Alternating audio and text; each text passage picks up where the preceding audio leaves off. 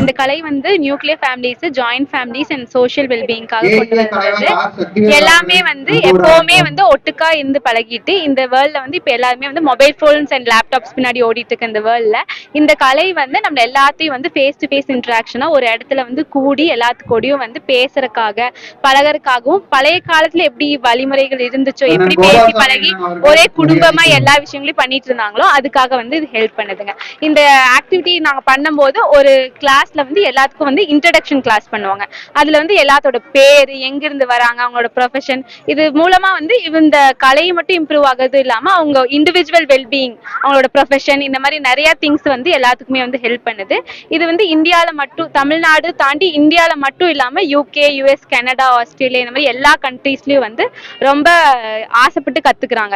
இந்த ஸ்டெப் 14 வந்து 16,000 பேரை வச்சு வேர்ல்ட் ரெக்கார்ட் நடந்துச்சுங்க. அதுல நாங்க எல்லாருமே பார்ட்டிசிபேட் பண்ணிருந்தோம். அதுக்கப்புறமே வந்து இந்த கலை வந்து ரொம்ப எல்லாரும் வந்து விரும்பி கத்துக்க ஆரம்பிச்சிட்டாங்க. ஆன்லைன் கிளாஸஸ் மூலமாவும் இந்த கலையை வந்து எங்க இருந்தாலும் கத்துக்கணும்னு ஆசைப்படுறாங்க.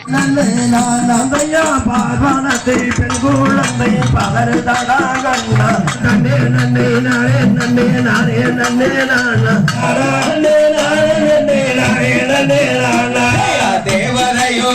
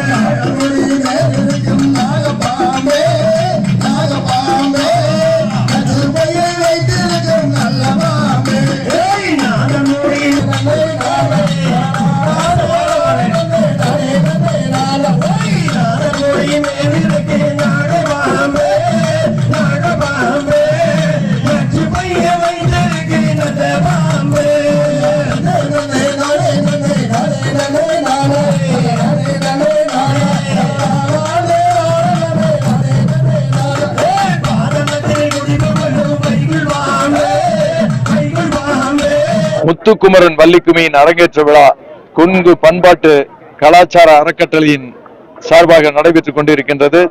இந்த வள்ளிக்குமியை பொறுத்த மட்டிலே இது அற்புதமான தெய்வீக கலை. இதை கற்றுக்கொள்பவர்களுக்கு உடல் மன ஒருங்கிணைப்பு, அது மட்டுமல்ல உடல் மன உறுதி ஏற்படுகின்றது, வாழ்விலே தன்னம்பிக்கை ஏற்படுகின்றது.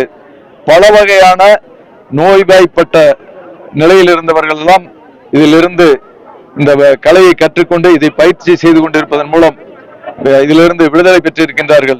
எனவே இது ஒரு அற்புதமான தெய்வீக கலை.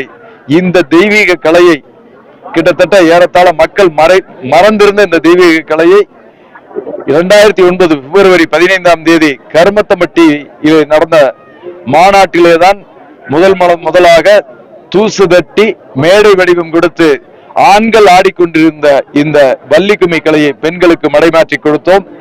அன்றிலிருந்து இது பெண்களின் கலையாக மாறிக்கொண்டு வந்திருக்கின்றது.